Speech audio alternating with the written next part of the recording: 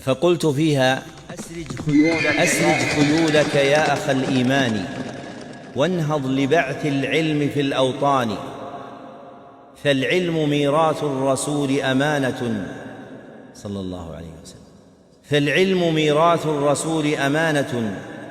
فاز الحفيظ لإرثه الرباني،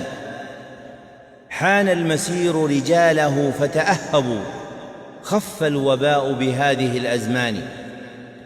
هذا مقام الدرس يزهو بهجة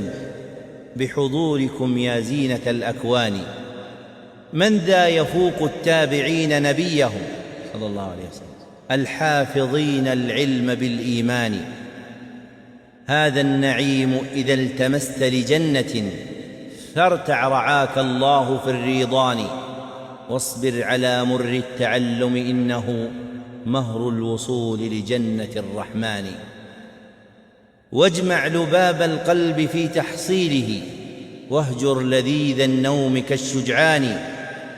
واصحب رفيقا من تراه مشمرا بالجد يدفع علة الكسلان، والزم شيوخا قد أنست بنفعهم، واحذر رؤوس الجهل والعدوان، واسأل إله العرش هدي سبيله